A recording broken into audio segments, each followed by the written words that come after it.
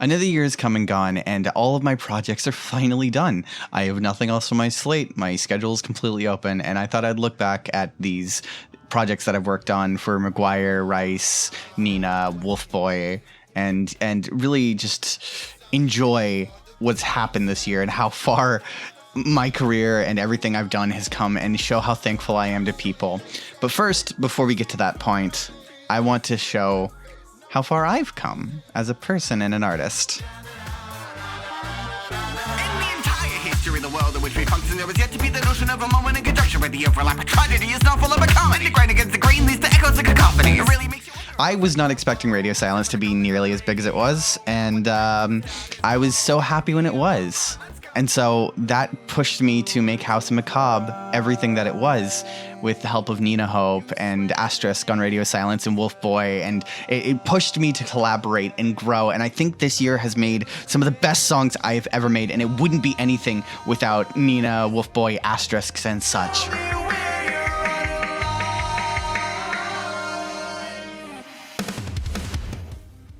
And now we're on to my part where I kind of ramble a little bit, and I tell you that I'm so thankful for McGuire for giving me the most stable income that I think I've had in the 2020s so far, allowing me to work with him on amazing projects such as Paytrack or Ballin, Guided by the Darkness, working on the remake of his first ever song. Like, that is an honor that not many people would be willing to give out.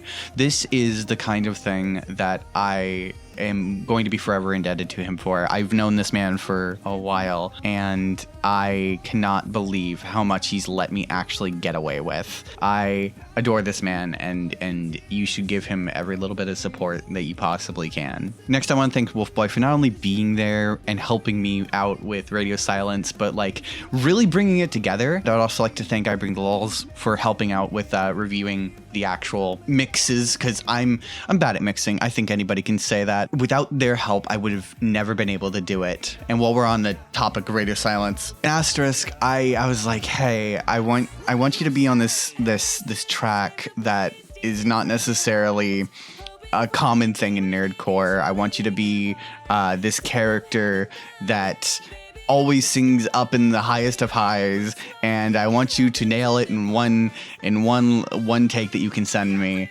And they went, okay, and they were phenomenal.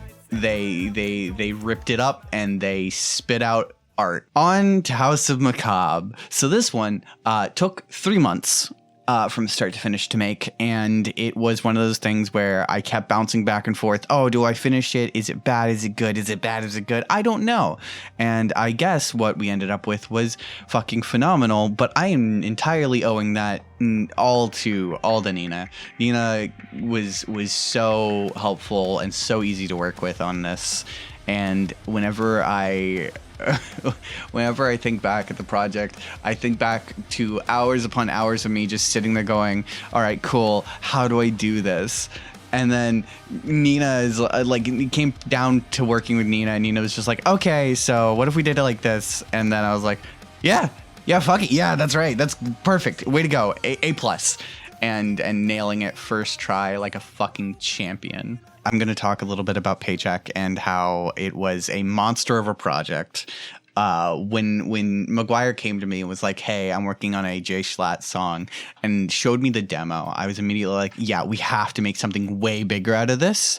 And so I contacted my friend Zentry, who has worked with me before on the Insomniac SMP, and made like all of my fucking avatar branding, worked on the thumbnail for Radio Silence, and allowed us to bring this vision to life, and gave us these amazing artist assets, gave me good detailed layers to work with. Like, I cannot tell you how effortless it is to work with Zentry's assets. It was so good. McGuire allowed me this chance to direct this, and allowed me the chance to use my creativity for the 3D segments in the first verse, and allowed me to really just go ham on it.